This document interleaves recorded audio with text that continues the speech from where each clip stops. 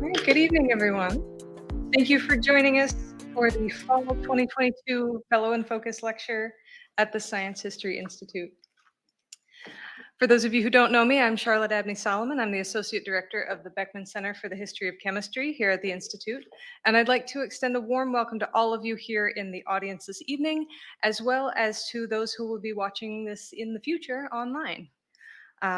The Beckman Center is the largest private fellowship program in the United States for the study of the history of science, medicine, and technology. And the Roman Haas Fellow in Focus lecture series was founded at the Beckman Center to support active scholarship by offering scholars, quote, an opportunity to present their work to the broader community who are interested in history, science, and culture. For nearly a decade now, this series has brought together historians, scientists, and others with an interest in our field to present and discuss new research on how scientific knowledge has been created and shared. Many of you may be aware that the last 3 lectures in this series were virtual events, and that this is the first Fellow in Focus to be held in person again since the fall of 2019. Of course, as I just mentioned, this lecture is being recorded so that it can be viewed online. These days, providing options for virtual attendance at events like this is the norm. So all of this is to say that introducing this particular talk has the feel of meta-commentary, as this evening it's my honor to welcome Dr. Geert Somsen to discuss his work on the history of scientific conferences. And he will include the lessons from the origins of these scholarly meetings that bear on current debates over the utility of both face-to-face and virtual research meetings that have become ever more salient over these past few years. Dr. Somsen is a historian of science at Maastricht University and at the Vrije Universiteit in Amsterdam, and he has been a past fellow here at the Beckman Center. His work focuses on scientific internationalism, both as an ideology and as a practice, and he's analyzed how the notion of science being universal has been put to work in international relations. Over the past few years, he's focused on scientific conferences as practical manifestations of such internationalism. As co-PI on the European HERA grant-funded project, The Scientific Conference, A Social, Cultural, and Political History. We are delighted that he has returned to the Institute as our Fellow in Focus for this fall. Welcome, Dr. Somsen.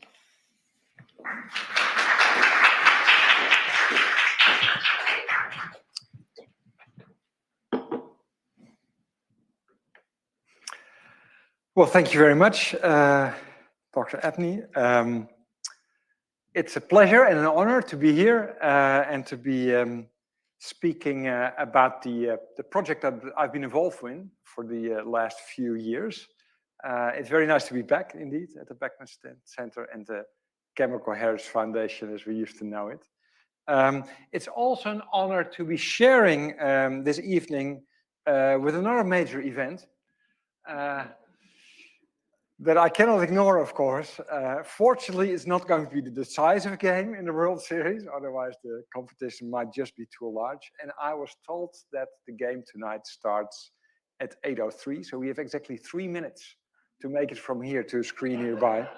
And there should be no reason why these two events should rival one another. The Scientific Conference, that's the main title of the project Charlotte just referred to, and that I and a number of other scholars that I will introduce to you in a second have been involved in. It's also its subject matter.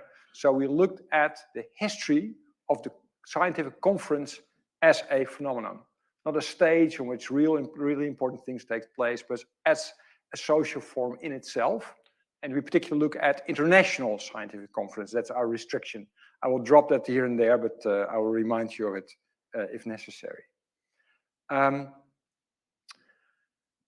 Scientific conferences are today the bread and butter of scientific life. They are ubiquitous, they're everywhere. Institutions that count these things have estimated that since their rise around 1900, several hundred thousand have taken place, and these are probably pretty conservative estimates. Today, thousands of them take place every year, and they've become so common that any scientist will really expect to be attending international scientific conferences.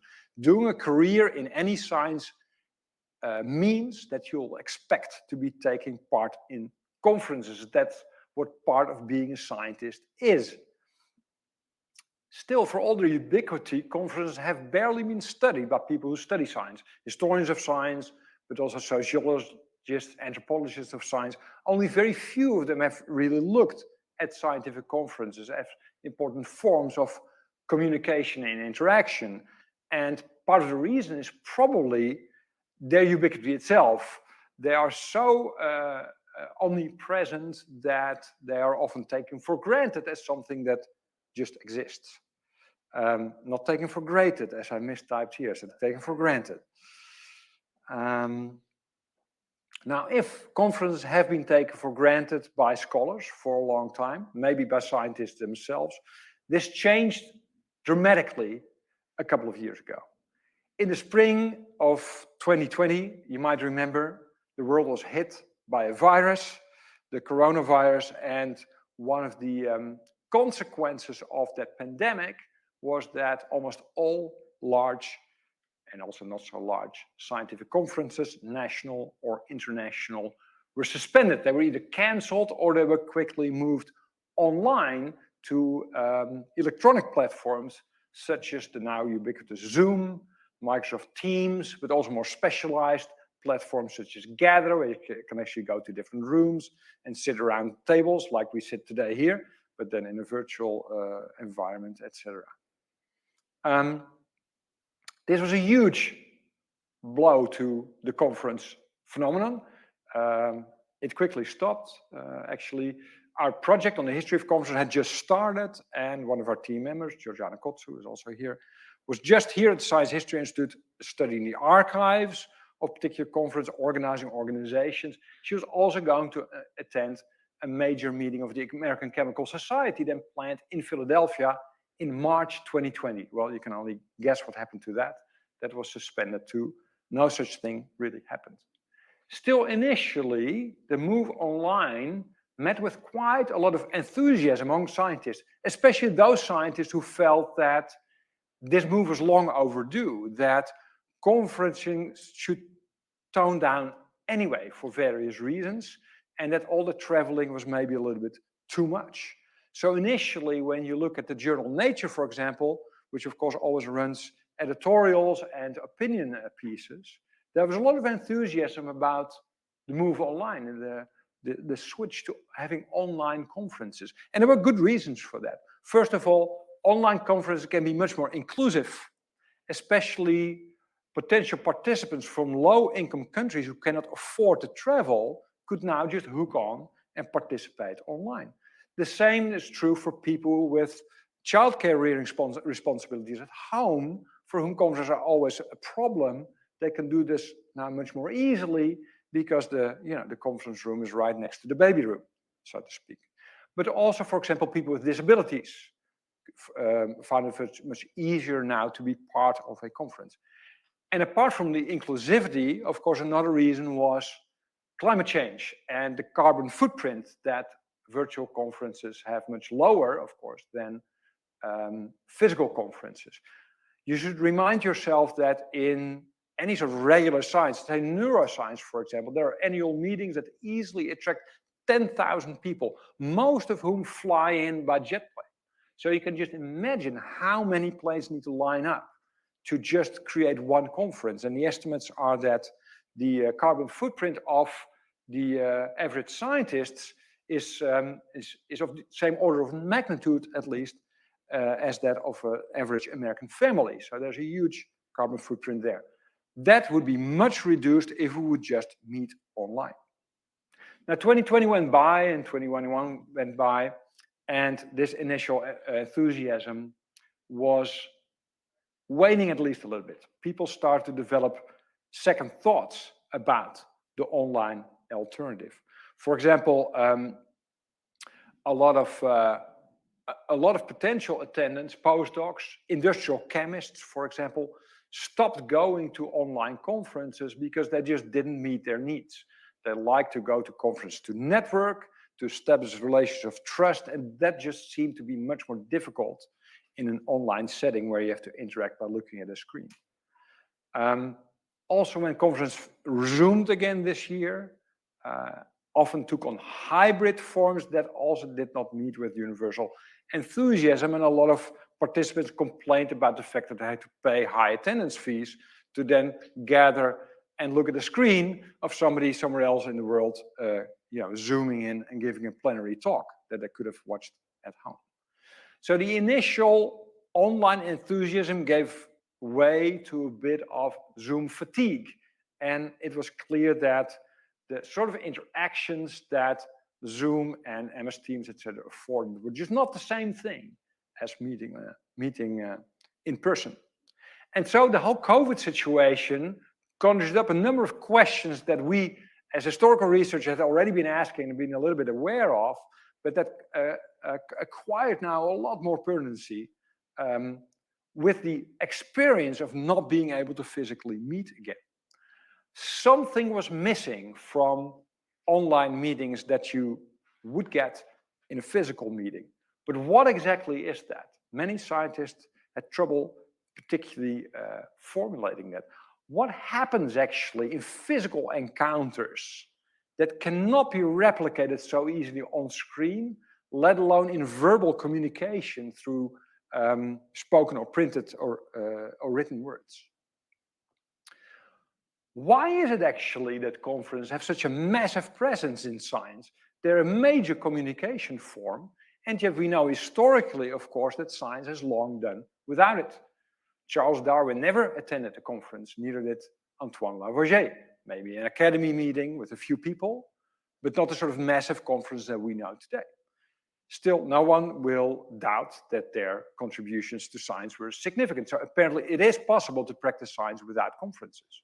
But today, it seems like it's almost impossible. So why is that? That conferences have assumed such an enormous presence within scientific practice. These are the kinds of questions that we were asking anyway, and that after COVID acquired new pertinence. These are also questions, of course, that could be really interesting for historians of science, especially given the fact that over the last about 15 years, a lot of very interesting and inspiring and leading work, I should say, has been devoted to the history of communication in science, to the study of reading and writing practices of the past, to the circulation of knowledge, to the scientific journal as one major form of scientific publication, to the journal article as the sort of today the standard building block of any claim of knowledge. People like Jim Secord, of course, have contributed to this, taking approaches from the history of the book to the history of science.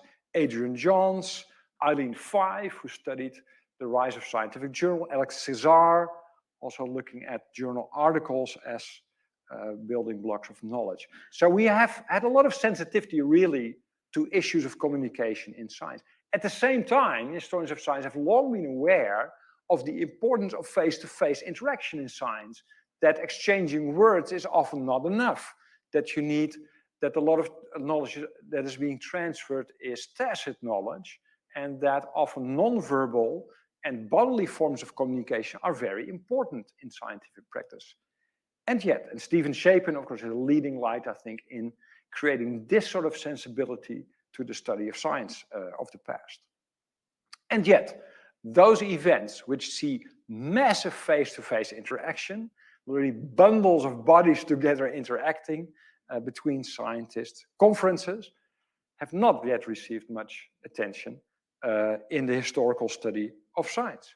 And hence, this is where we come in, with our project, the Scientific Conference, a Social, Cultural, and Political History. As announced already, this is a collaborative research project involving several people. It's run from 2019 on, with about 10 different historians, give or take, because some people have come on and off, and we have a few extra hangers-on, so to speak, who also pledged themselves to the project.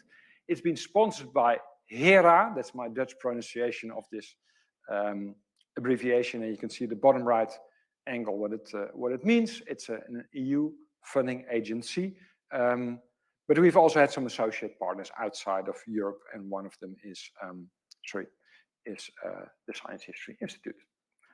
Today, brief overview of the members involved. I'm not going to read them all to you. Some of them will come back in the rest of the presentation. Sorry. So what I want to do in this talk is come back to the central question of what happens at conferences and why scientists gather. Why do they need to get together physically? What's going on there? And try to answer that question more or less historically. So I'll be drawing on the work within our project, which of course is diverse. It's 10 different people, so it's 10 different sub-projects. And I'll be drawing on their findings by some of my fellow team members and also by myself in order to address this question primarily historically, but also of course, to be able to feed a little bit the current debates about the future of conferences.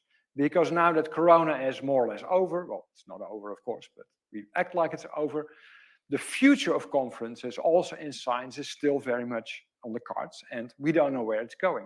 It's unlikely we'll completely be going back to the old normal, but what the new normal looks like is still under debate.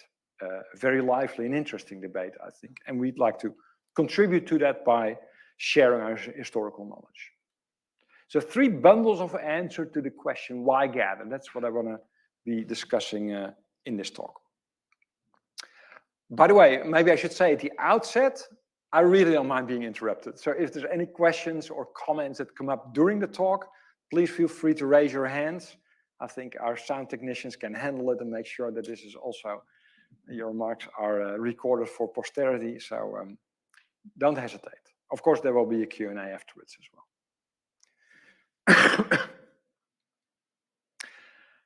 Whenever we address our topic of scientific conference, we usually meet with a lot of familiarity. So people we talk to, and often they are academics, but even if they're not, they'll say, yeah, I know conferences, I know how important they are, etc. And this is nice, of course, because at least we're investigating a topic that means something to a lot of people. At the same time, what we often encounter is that people usually think they know conferences. They know conferences from their own field, from their own particular academic niche. For example, if I talk to historians of science, they often think that conferences are all about paper sessions where research is presented, followed by debate. They're about keynote lectures. They're about roundtable discussion sessions, and they're about prize ceremonies over dinner. Well, that is true for the history of science, for that particular small field, but it's really not true for every other field of scholarship or science. Practices are different in different disciplines, and practice have been different over in the past. Take, for example, the paper session, so familiar to historians of science, that this sort of the core of a scientific conference where people present work in progress, and then this is followed by a discussion. This sort of thing has gone on in scientific conference also since the late 19th century, since the very start of conferences. At the same time, it's also been much criticized from the get-go. From the beginning, scientists have felt that paper sessions are incredibly boring. You can hardly keep your eyes open. And you just have to wait for the discussion when it finally gets lively again. Scientists also often argue that these things are superfluous. Why would you travel so long on a steamship or a train to go hear a paper that you might have as well have read in a journal? Why do this? From the start, many scientists in different disciplines have felt that paper presentations, research presentations, are not what conferences are about. They're not the core business. Conferences are there for other reasons, and I will return to those later in the talk, but they were not the core business. Excuse me. Some of this has been illustrated by one of our team members, Thomas Mouget, who the postdoc in Paris, who has studied geological conferences in the late 19th century, where encountering these early regular recurring conferences a set of practices that are pretty alien to what we are familiar with today, at least to what we historians of science are familiar with today. Maybe geologists will feel different about that. Could well be true. First of all, what he found was that the core of geology conferences often was not so much the meetings, but what happened after the meetings when the geologists would go on field trips, when they would have excursions to particular rock formations, where they, the international company of geologists, would discuss the different rock formations that they saw and how to understand them, how to name them, etc., etc. Those were considered the real business of conferences. Or, for example, they would have conferences that were all centered around an exhibit of particular specimens of rock, where the geologists would gather together and do actual discussions of standardization of nomenclature. What do we call this particular specimen? What's the best name? Well, in my country it's called this, but maybe we should switch to calling it that. That was the idea. So this really, what you see here, would be the center of a geological conference in the late 19th century. Now, I've taken this particular picture because it's also illustrative of something else, namely a much larger room that it's part of. And what you see here is a greater exhibition room, not just for geologists, but for the general public, because this particular geology conference took place in 1893 in Chicago at the famous World Exposition, Century of Progress. And this is one of those proud exhibition halls that was there for the larger public to admire, and also then for geologists to have their conferences. And that's true actually for a lot of late 19th century conferences. The majority actually of them took place at Universal Expositions, in their wings. That's where scientists would get together and do their conferencing business, as part and parcel of that larger gathering that were the Universal Expositions. For example, in Paris in 1900, one of the most famous one, you see all these different exhibitions all year along the Seine. And in some of them, scientists would also gather. Several hundreds of scientific conferences took place in the wings of the 1900 Paris Expo. The Expo also featured the first dedicated conference building, the white building across the bridge you see here, the Palais de Congrès, aptly named. It was torn down after the exhibition, as most Expo buildings were, but it was where scientific conferences took place. So very much unlike today, these were scientist meetings that occurred amidst a much larger crowd of a general public. And this sometimes also reflected in their practices. For example, another thing that Thomas found is that one meeting at Chicago in 1893 was this particular one that took place in Columbus Hall, one of the big convention centers built for the occasion. It was a meeting on religious studies, and you can see a rare picture of it here, where all the conference attendants and discussants and presenters were sitting all together on this podium, right?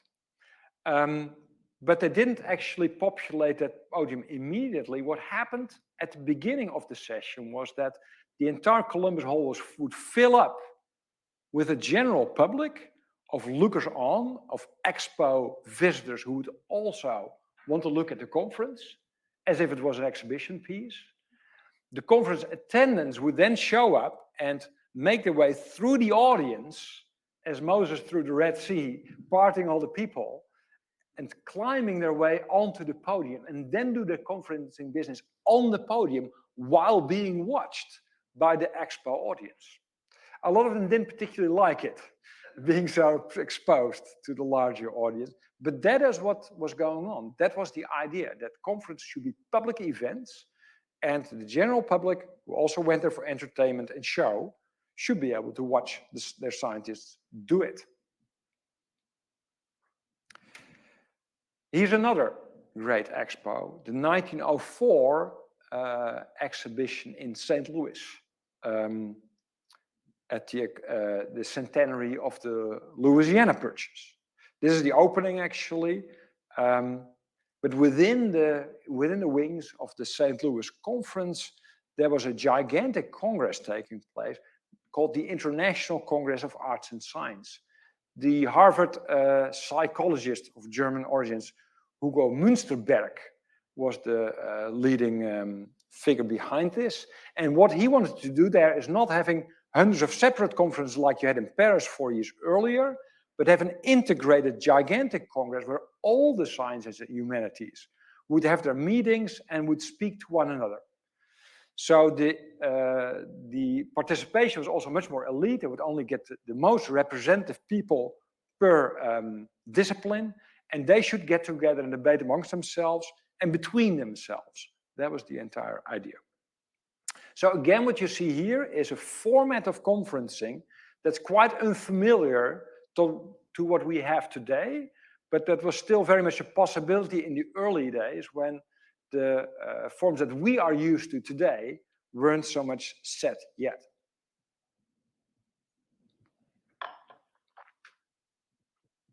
So what do we make of all this? Well, the general conclusion, of course, should be that conference formats have differed a whole lot over time.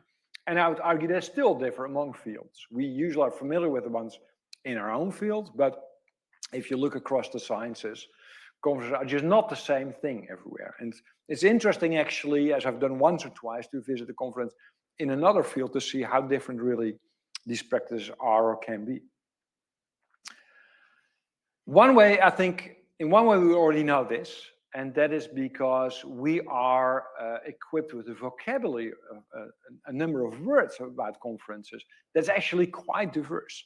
Conference, of course, is one word among many you've probably already been thinking about a little bit, but we also talk about congresses, symposia, conventions, colloquia, seminars, teach-ins, clinics. There's all these kinds of words for particular kinds of meetings that all have a slightly different ring. And if you go to different languages, it gets even more diverse. For example, in German, they will talk about the Tagung as a particular kind of meeting. Or in French, the word conférence actually doesn't mean conference at all. It means a lecture. It's a single lecture. A conference would be a congrès. In Dutch, we also use the word conference. It's a stand-up comedy performance. It's something totally different. So we have the word conferentie, that means conference, but conference means something. Now, I can conclude now with diversity and complexity, etc., but let me add a little bit of structure to that. I think what we see in the current conference landscape is a reality that's really the heir of a history with different distinct roots. The current day conferences actually go back to different types of meetings that have quite diverse origins. I'll just quickly go through it. I won't make a big point of it, but I don't want you to leave you with complete chaos and complexity either. So one type of meeting or one aspect of meetings really goes back to meetings that were meant for standardization purposes. And this is something I'll come back to, but it goes back first probably in astronomy, where astronomers want to meet to agree, for example, on a measure of length.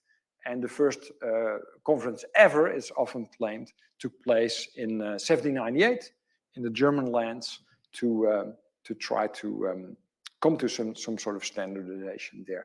These sort of meetings go on and on. They still are in many fields today.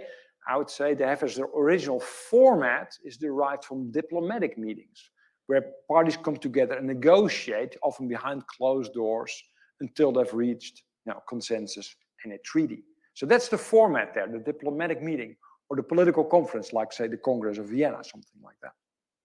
Secondly, there are meetings that actually are mostly geared at community formation, at scientists familiarizing themselves with each other. Here, I think the origins is really the Society of German Scientists and Physicians, Gesellschaft Deutscher Naturforscher und Ärzte, established in 1822, which had this explicit aim.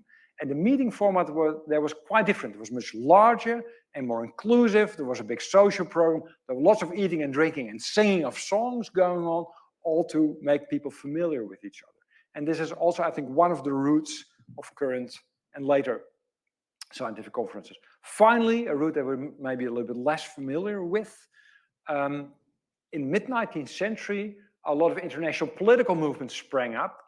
They were not particularly revolutionary, but still aimed at some sort of social reform. For example, in penitentiary systems, or in social welfare, or even in statistics, not as a branch of mathematics, but as a branch of policy.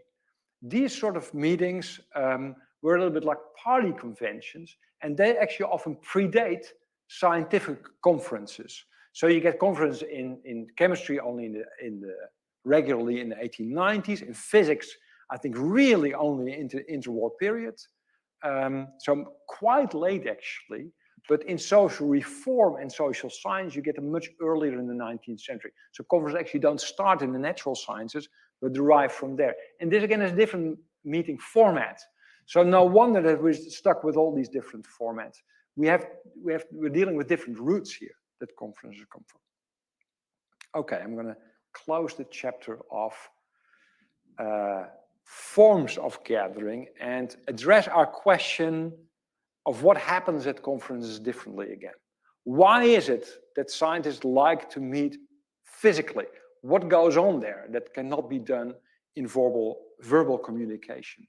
Well, one way to answer this question is to look at bodily performances, at routines and rituals that scientists enact when they're at a conference. Those things you really cannot do on a piece of paper, right? What's going on there? And this has been the take of the Dutch branch of our project that I've worked on together with Georgiana Kotsu, sitting over there, who's doing her PhD on particularly this project. And she's made a lot use of the sources here at the Science History Institute. What we've chosen to look at is large disciplinary conferences or regular conference that you think of, and in our particular case, in chemistry, because there's such a rich repository of sources there. Particularly, we've looked at the International Congress of Applied Chemistry in the late 19th and early 20th century, and its successor in the International Union for Pure and Applied Chemistry, also called IUPAC, from 1919 onward, actually, until still today. All of these congresses were regular conferences, returning every 2, 3, or sometimes 5 years. And from the get-go, they were really populated by thousands of chemists. So these were massive meetings already around 1900. From the start, they included a number of very familiar meeting forms, paper sessions followed by discussions, committee meetings on standardization, excursions to chemical factories or to places like the Mint, and extensive social programs of banquets, receptions, etc. They also all included both industrial and academic chemists, whatever the title of the first Congress says. It's not only for applied chemists, but they would just mingle amongst each other. Now, one thing that Georgiana Kotsu has found is that if you looked at the IUPAC conference in the post-war period, is how lavish their social programs were. It's really incredible to see the sort of luxury sometimes. This is the place of the main reception of the 1957 Paris conference. It's Versailles, indeed. It's the Hall of Mirrors. That's where the chemists would meet. That's where the reception was. The reception was then followed in the gardens by the performance of a Molière play by a Paris theater company, a play that actually was about the place of Versailles. Attendants were expected to follow a dress code, black tie, they were supposed to show up in tuxedo. So altogether, it was quite a luxury performance. And it wasn't the only one in Paris. There were other occasions that were maybe not totally Versailles, but they came close. So you would think that this would be a very elite, exclusive environment. And of course, partly it was, but partly it wasn't. And the aim actually of the organizers was exactly the opposite. So for example, if you didn't bring your tuxedo or you didn't own one, you could actually rent one at a reasonable price. If you were one of the ladies there, because many male chemists brought their wives, I'll come back to that aspect, you actually received a scarf as a gift. So with one purpose of which was that the ladies wouldn't look too differently. There would be a bit of homogeneity in appearance. And generally, there was a large hospitality program organized partly by this group of women here called the Hôtesse de France, Hostess of France, which was sort of a hostess organization you could hire to lead your guests to their seats, etc., etc. All meant there, all aimed at maximum inclusion. So the idea is that we get these chemists from various backgrounds, from all sorts of nationalities, from different professions too, because some were industrialists and some were academics, etc., but also from really different walks of life. And we want to make sure that we're one big family. So we're going to try to erase as much as possible difference of nationality, profession, and also class. That at least was the idea. The question whether this was successful, of course, is another one. Probably not entirely, but at least that was the aim of this particular of these particular IUPAC conferences. When I picked up the subject, I started to look at earlier conferences in the early 20th century, and I found the same sort of luxury. For example, a meeting in, I believe it was 1896 in Vienna, had a reception at the Vienna Rathaus, the city hall, with the infamous Vienna mayor Karl Lueger, receiving all the chemists of the world in his town hall. In 1906, the chemists gathered in Rome, and there it was King Vittorio Emanuele and his wife Elena who received the chemists at Royal Palace. In 1909, the international chemists went to New York City and Washington, D.C., where they were received at the White House by US President Taft, who gave a long speech about, well, not very chemical subjects, but anyway, he was there, and the Marine Brass Band played also of national airs, as they were called, for the chemists from the different countries. I don't know today if chemists are still received in the White House or in royal palaces, but they were certainly in the beginning of the 20th century. Part of this had to do with particular states function. I won't go into that now. Part of it was also an expression of hospitality. The host country wanted to show that chemists were welcome, and the chemists would express their gratitude as being welcomed, also in the full knowledge that next time they could be the hosts, and it would be their leaders of state that would be the host to the other chemists. So there's sort of an economy there of hospitality, of being host and being guest, and the rotating system internationally that played this out. Hospitality was also expressed in another set of routines and rituals, and they have to do with the ladies' program. I think until sometime in the 1980s or the 1990s, ladies' programs were standard features of international chemistry meetings. And we see here one such occasion in 1906 in the city of Rome in Italy. This is the Comitato delle Signore, the committee of the ladies, organizing the ladies' program. These ladies were usually spouses to the chemists, right? And you see actually some males here. Well, these are chemists themselves. They organized a special program consisting of excursions and light entertainment, visits, for example, the department stores to do shopping, visitors' organ recitals, theater visits, lawn parties, teas, that sort of thing. That's where the ladies would gather. But they would also partake in some of the social program that was for the male chemists. Receptions, banquets, all the sort of plenary social occasions where all the chemists would gather. This is where the ladies were also expected to be present. The idea there then was that they were sort of part of the larger chemical family. Of course, they didn't have the same function as the working chemists being there, but they did have a function, and the ladies were often referred to as chemists in their own right, as sometimes they were called chemists of the fairer sex. This is not to say that within this culture, this conference culture, the spouses were given equal status, but they were given a role within the larger chemical community.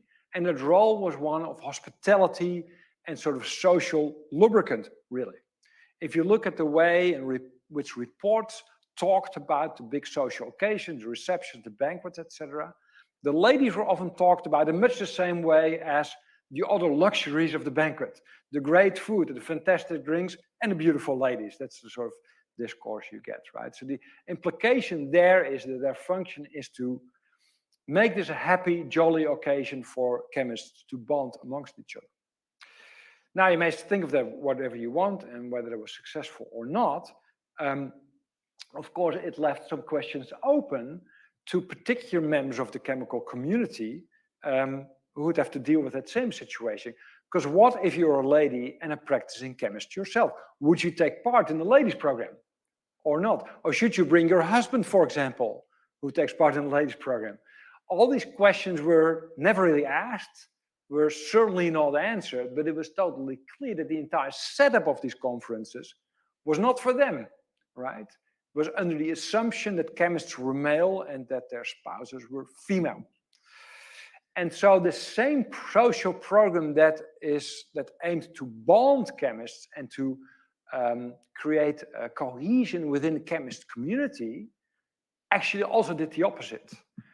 Work to exclude other people and make them feel they did not fit.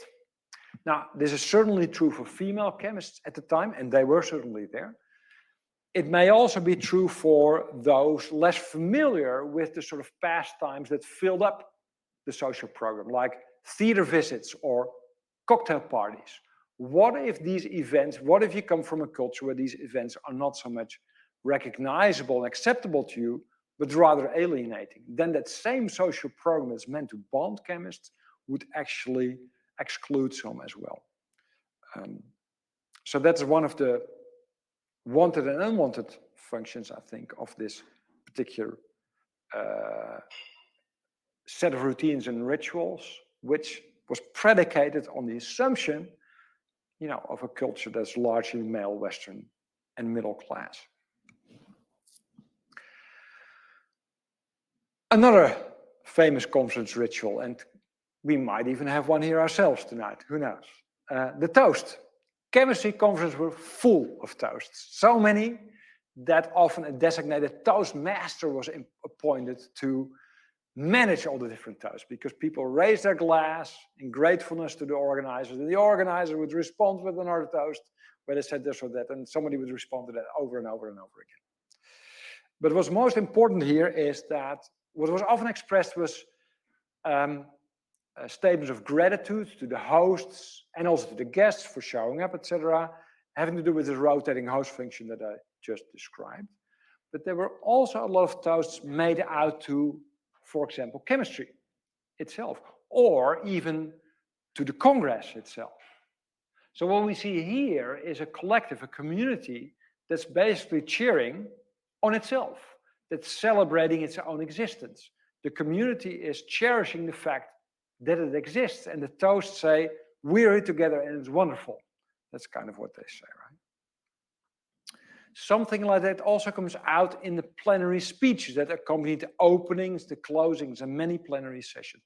What you find here most often and routinely are expressions of scientific internationalism. For example, the very first conference in 1893 in Chicago in chemistry, organizer H.W. Wiley said the following: chemistry is truly cosmopolitan. There's no one country that can claim it entirely, either by birth or adoption. It's therefore entirely fit and proper that the chemists of all nations should now and then meet on common terms for the sake of mutually profiting by the advances and discoveries that each has made. 7 years later in Paris, Henri Moissan said the following: science belongs neither to a private personality nor to a particular nature. It teaches us that all are citizens of the same country, that all the civilized people of the world are united. Science has no nationality.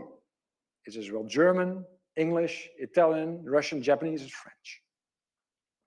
And again in 1912, Wilder Bancroft said, there's no Russian chemistry.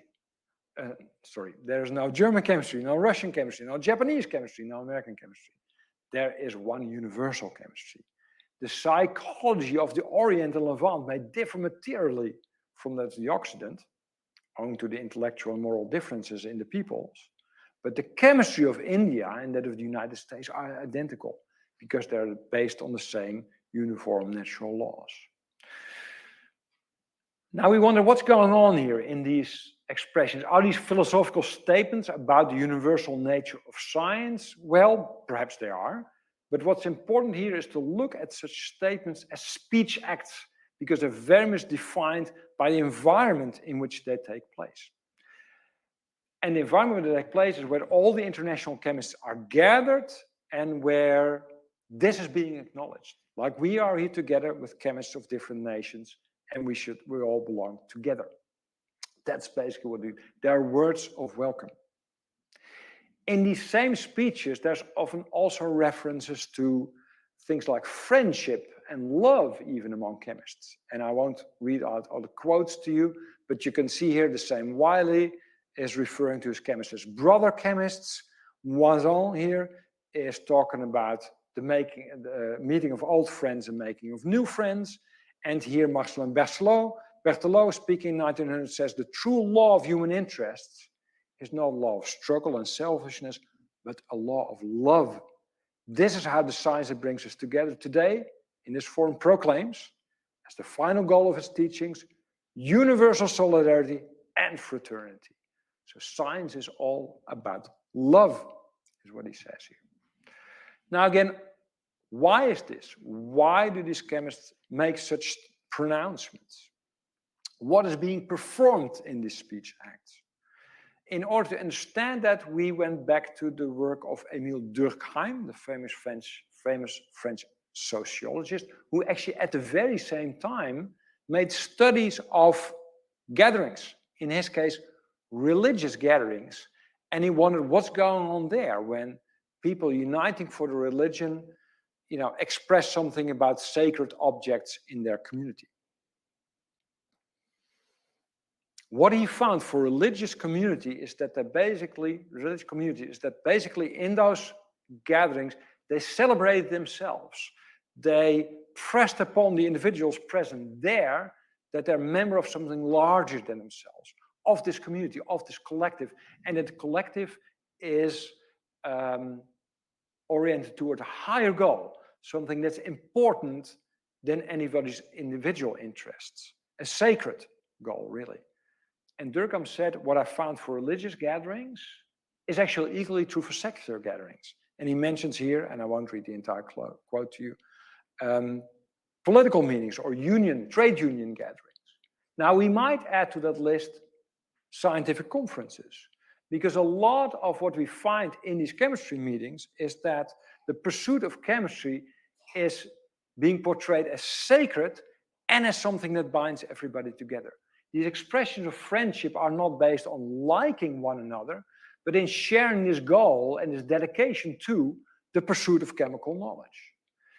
And that is considered a sacred thing. It's presented as something higher, something that we all should aspire to, something that our community is for, and something that individual members are expected to dedicate their lives to, and perhaps even make sacrifices for.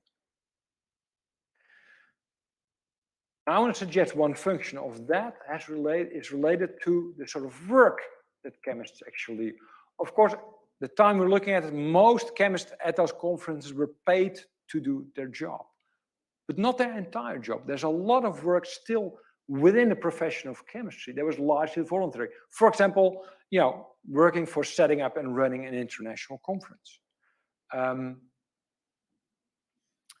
A lot of the work also the chemists did inflicted a certain amount of pain or loss on them. Take, for example, the debates after paper presentation, which could be pretty harsh, and in which you might leave the room being pretty frustrated or dissatisfied or feeling beaten up. Many committee meetings on standardization also incurred losses on chemists because most of the parties in the negotiation would in the end lose, would have to drop their standard at the expense of another. Now, why would this loss and pain be acceptable if only because you could believe that in the end, the reaching of consensus, the having of debates, was a higher goal in itself. Yes, you might suffer personally, but it was all part of the greater good, the sacred goal of advancing the science of chemistry. That's what you made your sacrifice for, and that's what these speeches were speaking to, making it palatable and important for chemists to do this sort of work. That's what I want to suggest here. And that is then the function of some of these speech rituals within chemical conferences. Okay, I go to my last subject. I'll keep that short because we're running out of time. I'm drawing here again on work of others, and that is the geopolitical aspect of scientific conference, not just chemistry now, but larger one.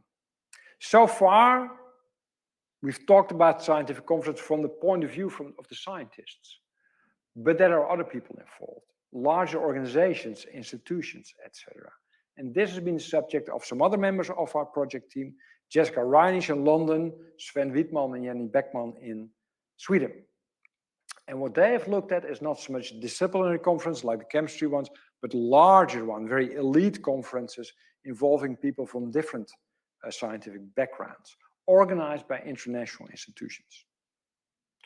To start out with, Jessica Reinisch, when she started to do research, she ran into a genre of books that she was slightly familiar with, but that turned out to be much bigger than she thought, namely how-to conference books. An early example is this book by Charles Bach, the Swiss physician, that spends some 500 pages discussing how to organize a scientific conference.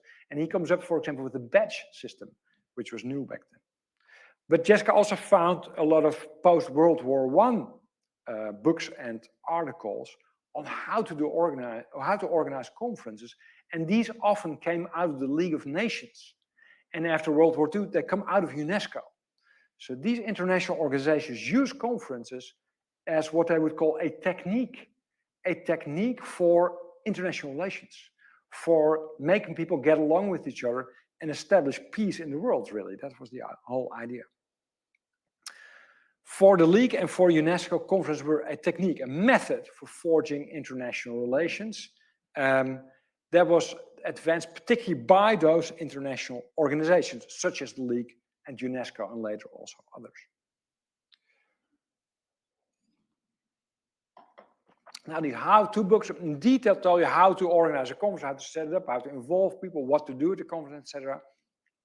This genre itself, Jessica Reinisch found, in the 1960s evolves into a research field, namely conference studies. And one major project of that is the book called The Small Conference, in typical 1960s design, from 1968, by Margaret Mead, the famous anthropologist, and her colleague Paul Byers, called The Small Conference, an innovation in communication. So what Mead and her fellow studied was a new kind of meeting, much smaller than the chemists' ones that I've just talked about, where people would gather in a much more intimate and also informal basis. And she believed this was an advanced instrument at forging friendly international cooperation. And what they wanted to do was to study how this would work best. So the book, The Small Conference, is full of still photographs of meetings where you see conferences in action and people are talking, etc. Here's a whole series of them, and you can see perhaps from the little letters. I hope I can. Here, there's a C here and a D and a 3. They study how people are moving, whom they are looking at, what their expressions are, etc., and how conversations go on. Here's another type of these, another set of these types. How are these guys talking to? Are they sitting back? Are they attentive? All this sort of thing. A circular meeting is being discussed, a typical small conference meeting that they, as anthropologists, study as if they were looking at a strange tribe. People debating, people listening. So they studied listening practices. What's people's body language here? How do they respond to things? And finally, they studied the self-representation of small conference communities in the typical conference photograph. You all know this photograph. You probably have all been in one, right? This is the cliché genre that goes way back of the conference photographs. Myers and Mead studied how people present themselves here and why they do so. Not so much out of a purely anthropological interest, but really to improve upon conferences and to make them work better as means of forging international relations. Now, I could go on about this aspect, I could go on about a lot, but I won't. Let me just briefly mention that my colleague Sven Wittmann, for example, another member of the project, has looked at larger conferences, but very elite ones, the so-called Nobel Symposia, also meant to advance particular forms of geopolitics by having the world's super brains look at world problems.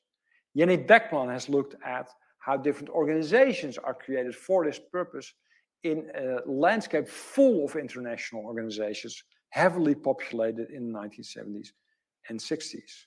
Waqar Zaidi in Lahore, Pakistan, has looked at the famous Puckwash conferences, also as scientific meetings with a geopolitical purpose. And he's looked at how they branded that and how they mythologized themselves. And finally, Laura Foster in Britain has looked at sex conferences where sexual scientists would come together to also with political goals, not just to study sex, but also to liberate particular sexual practices and attitudes, etc., by having a scientific conference and speaking to a larger audience. So also very much a political and a geopolitical goal at that. In all of these conferences, it's larger forces at play. It's not just the scientists themselves who are calling the shots, but actually more is going on here. And that also makes us think, I think, about conferences today, which you maybe think about as participants when you're an academic, but there are actually other parties involved, international organizations, commercial institutions that run these conferences, that to a large extent determine what's going on.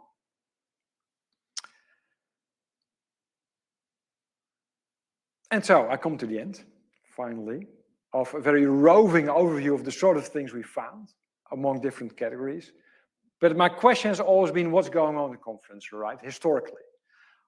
What happened there? What goes on in a physical meeting that apparently is not so easy to replicate in words or on screen? And why do conferences have such a massive presence in science? What purposes do they serve?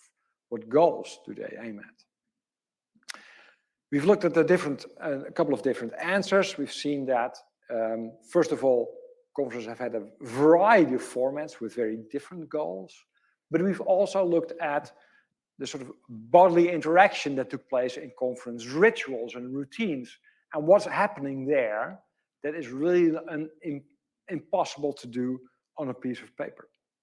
And then we've seen international conferences enactments of geopolitics, how that gains shape and is an aim also often of international scientific conferences in what today is often called science diplomacy.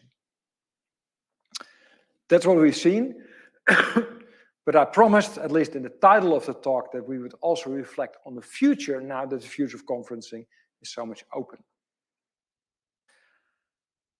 Will conferences go online? Partly, I think this is inevitable, if only for the enormous carbon footprint that is just simply unsustainable. It's also partly impossible. I think if you look at the history of conference, you will see that there are forms of interaction that just cannot be replicated on a little screen, that are very difficult to reproduce. There's a richness of physical interaction, of communication, of non-verbal action that is just poorer in different formats. Now, a lot, of course, will depend, I think, on web design creativity, on the ways in which platform developers are able to make interactions more rich and more full. And a lot, I think, has to do, will depend on scientists' ability to change and a willingness to change to these forms. So the future is open. It will not be the same as it used to be. But of course, as a historian, I cannot predict the future. But I can at least identify two different forces that work in different directions. And I don't think the history of physical interactions of scientists in international gatherings is entirely over yet. Thank you very much.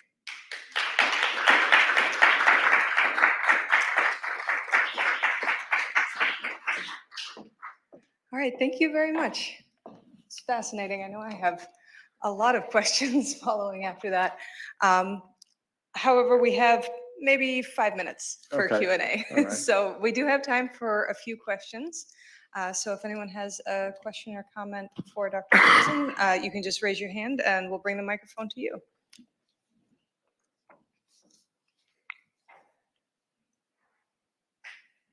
There's one there.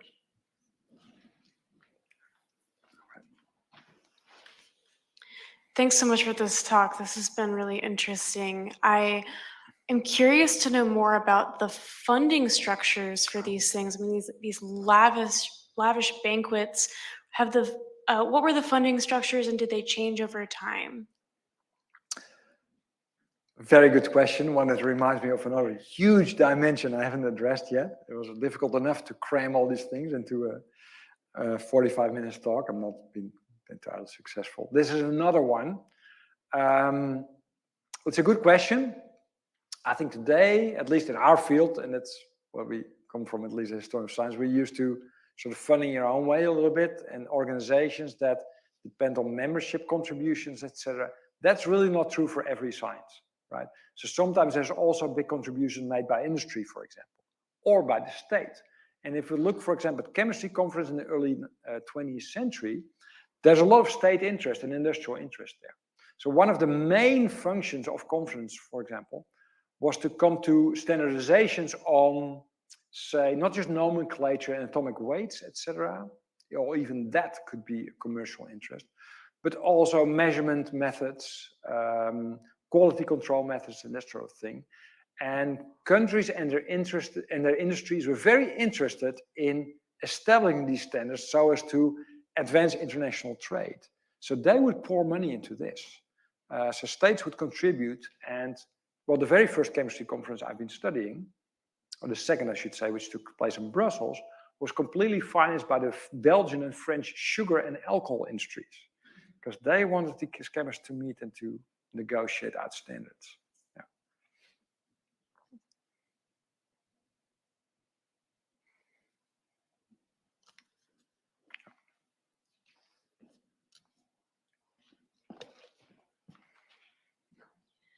Thank you very much. Yeah, I had one question. I really like what you said at the beginning about how different disciplines have very different conference practices. I guess it's very true. We tend to be blind and imagine that everyone does this the same that we do, of course. So I was wondering if maybe disciplines that have completely different kinds of practices, did some of them adapt a little bit better or have more creativity in the sort of new online space, or does everyone seem to struggle all the same? Ooh, that's a really good question. I'm not sure if I can fully answer that because it's not like I've been keeping up with that completely. There's so much going on. I'm trying to think now. Also, of course, it's also true that within each discipline, there's different types of meetings, right? So you still have the massive meetings like the neuroscientists or the American Chemical Society, etc. You also have Gordon Conference, which are much more focused expert meetings on a remote place in the Alps or in New England or something like that. Which ones have fared better? I'm not sure. I think the shutdown was more or less complete in most fields. What I do see is a lot of activism in astronomy in particular, and maybe that has partly to do with the fact that astronomers are so guilty in the sense that they travel enormously a lot, you know, not just for conferences, but also to their observatories in South America, etc. So they really want things differently. That's where you find a lot of activist scientists. There's a recent study actually where a number of scientists from different fields have measured the impact of going online. I think the one that did worse there, so this was neuroscience, computer science, and chemistry. Chemistry did worst. Having to do partly with the fact that the industrial chemists would largely stay away. And that I think has to do with the fact that they go to conferences to network and to build relations of trust of people they want to work with. And that's just a little bit hard to do on screen.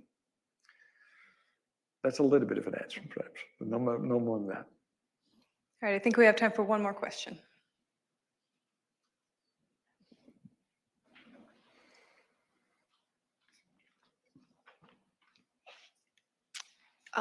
Did you look at conferences that actually solved a big issue? Like I'm thinking of AIDS is one. Yeah. Ooh, I wonder. There's a lot of conferences that aim to solve big problems. How successful they're at it, I'm not so sure. But AIDS could be a good example. I'm not sure. I'd like to hear more about that.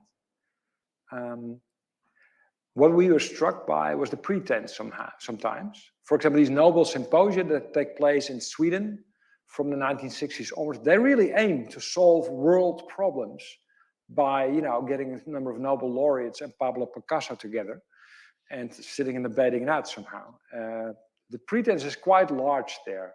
But if you go back to the period around 1900, there's also the ideas that conferences can actually create expert solutions, for example, to the spread of tuberculosis. and can formulate these in sort of pieces of legislation. So the idea of a Congress there is really to be Congress, to be a parliament that issues laws on how to, what we should do. And often there's also the pretense there that that conference should have real legislative powers. Now, this is more about the pretense of solutions than the reality of them. I think that's much rarer. But of course, the dimension of conference that's about negotiating standards and creating agreement on ways forward, I think conferences are pretty instrumental there, I would say. Yeah. I'll leave it at that. All right. Thank you very much. Before we move to the social program for the Yes. evening, I think You can have a toast. exactly.